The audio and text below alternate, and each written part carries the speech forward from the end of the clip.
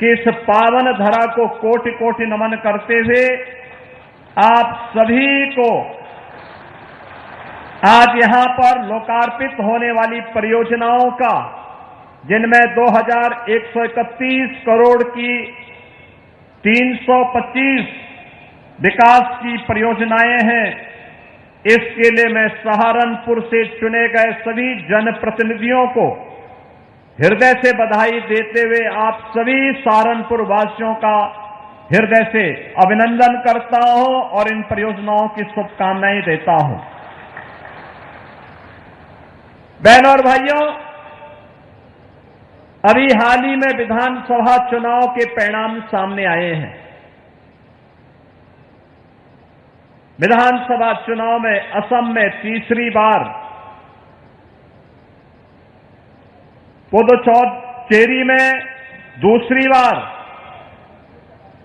और बंगाल में पहली बार भारतीय जनता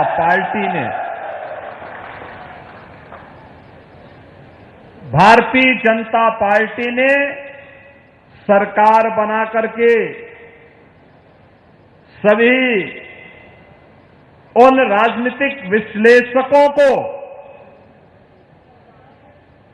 आईना दिखाने का काम किया था, जो समाज के विभाजन के लिए लगातार तमाम प्रकार की व्यूहरचना कर रहे थे। और मैं इस अवसर पर भारतीय जनता पार्टी के बंगाल के कार्यकर्ताओं के साथ साथ सहारनपुर के भी कार्यकर्ताओं को हृदय से बधाई देता हूं, अपनी शुभकामनाएं देता हूं। बहनों और भाइयों, इस विजय ने ये बात साबित की है कि जनप्रतिनिधि जनता के बीच में अगर सक्रिय रहे, सरकार जनभावनाओं का सम्मान करे, सुशासन के लक्ष्य को पूरी प्रतिबद्धता के साथ लागू करे और बिना भेदभाव के शासन की योजना को वहां तक पहुंचाने का कार्य करेगा, तो सरकार फिर से रिपीट करेगी। अन्यथा जनता जनार्दन देश के साथ धोखा देने वाले, भारत की संस्कृति के साथ धोखा देने वाले, भारत के राष्ट्रवाद को नुकसान पहुंचाने वाले राजनीतिक दलों को दफन करने में भी बहुत देर नहीं लगाएगी। चुनाव परिणामों ने इस बात का स्पष्ट संकेत किया है। ये शुभ संकेत है। जो लोग जाति के नाम पर बांट करके सामाजिक ताने बाने को छिन्न भिन्न करना चाहते थे और उसके माध्यम से देश को कमजोर करना चाहते थे, उन लोगों के लिए एक आईना है ये परिणाम। ये चीजें दिखती हैं कि अब समाज विभाजित नहीं होगा, बल्कि विभाजनकारी ताकतों के मंसूबों को विभाजन करके राष्ट्र की एकता और अखंडता का शंखनाद अपने प्रचंड बहुमत से करेगा और राष्ट्रवाद पर लगने वाली एक एक मोहर राष्ट्र के प्रति हमारे कर्तव्यों के निर्वहन के लिए एक नई गाथा को आगे बढ़ाता है। बहनों और भाइयों, सहारनपुर, याद करिए, ये वही जनपद है 2013, 14, 15, 16 दंगे हो रहे थे, कनेक्टिविटी नहीं थी, विकास का कार्य ठप थे, देश की राजधानी में जाने के लिए 4 से 6 घंटे का समय और प्रदेश की राजधानी में पहुंचने के लिए 12 से 14 घंटे का समय सहारनपुर वासियों को लगता था। शिक्षा का प्रमुख केंद्र नहीं था, स्पोर्ट्स का कोई प्रमुख केंद्र नहीं था।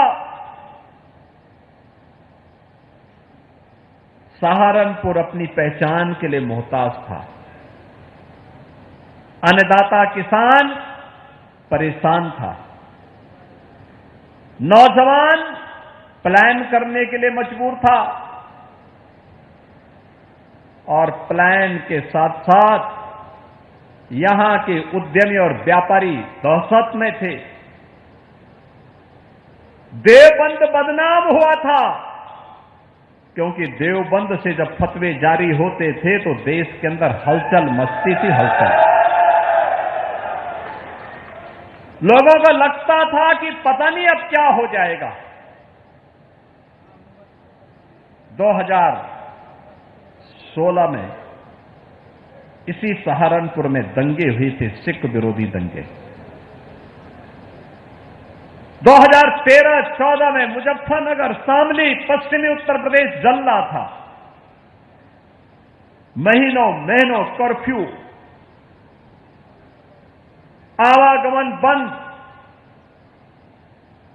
किराना और कांदला में पलायन, हर ओर तबाही, कोई सुनने वाला नहीं।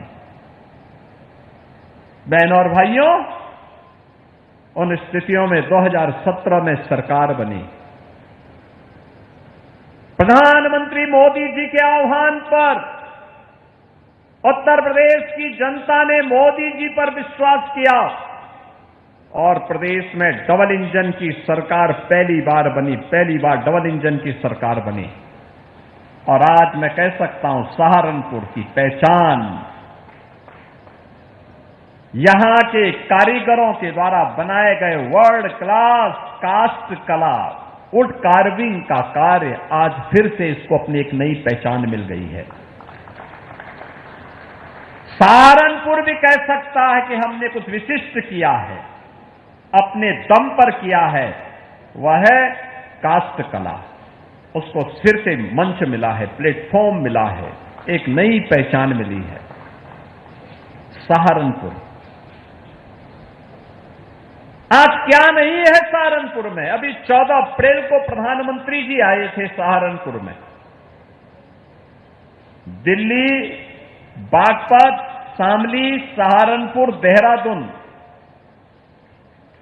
6 लेन के एक्सप्रेस वे का उद्घाटन आदरणीय प्रधानमंत्री जी ने किया। सहारनपुर में रोड शो हुआ। जो दूरी 6 घंटे लगती थी, अब मात्र 2 से ढाई घंटे में वो दूरी तय हो जाती है, सहारनपुर से दिल्ली की।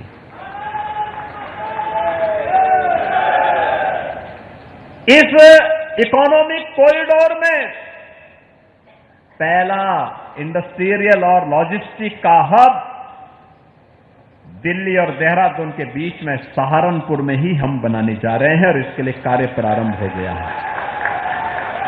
हजारों नौजवानों को रोजगार मिलेगा, हजारों नौजवानों को रोजगार मिलेगा। इससे पहले आपने देखा होगा, देश का सबसे बड़ा एयरपोर्ट नोएडा इंटरनेशनल एयरपोर्ट प्रधानमंत्री जी ने जेवर में आकर के उद्घाटन किया। इससे पहले देश की पहली रैपिड रेल दिल्ली मेरठ के बीच प्रधानमंत्री जी ने मेरठ में आकर के लोकार्पण किया। बहनों और भाइयों, अभी 29 अप्रैल को मेरठ से प्रयागराज के बीच 6 लेन का लगभग 600 किलोमीटर लंबा देश का सबसे बड़ा एक्सप्रेसवे प्रधानमंत्री जी ने उद्घाटन किया है। यानी गंगा एक्सप्रेसवे का मतलब केवल मेरठ और प्रयागराज नहीं है। अगर सहारनपुर वासियों को लखनऊ या प्रयागराज जाना होगा तो लखनऊ जाने के लिए 6 घंटे और प्रयागराज जाने के लिए 7.5 घंटे की दूरी में वह प्रयागराज पहुंच सकते हैं। बहनों और भाइयों, अब सहारनपुर में क्या नहीं है? मां शाकंभरी के नाम पर विश्वविद्यालय, बहुत शीघ्र उसका उद्घाटन का भव्य समारोह होने जा रहा है। एयरपोर्ट बनने जा रहा है, लगभग फाइनल स्टेज में चल रहा है। सहारनपुर भी देश और दुनिया से जुड़ेगा। बेहट में स्पोर्ट्स कॉलेज, अनेक डिग्री कॉलेजेस, नगर के अंदर बस स्टेशन, नगर क्षेत्र के सहारनपुर नगर के अंदर जल निकासी की समस्या का स्थायी समाधान की दिशा में ड्रेन बनाने की, आरसीसी ड्रेन बनाने की कार्रवाई को आगे बढ़ाने का कार्य, अनेक विकास की योजनाओं के साथ साथ बेहतर कनेक्टिविटी हो, एक और यह कार्य, और दूसरा मां शाकंभरी पीठ पर जाने के लिए एलिवेटेड हाईवे का निर्माण। अब आप जाएंगे वहां पर, सर्दी हो, गर्मी हो, बरसात हो, किसी भी सीजन में जाकर के आप मां के दरबार में माथा टेक सकते हैं, क्योंकि अब वहां पे जाने के लिए नदी के ऊपर एक एलिवेटेड हाईवे बनाया जा रहा है। तेजी के साथ काम चल रहा है, पूरे कॉरिडोर का विकास हो रहा है, बेहतरीन जन सुविधाएं विकसित की जा रही हैं।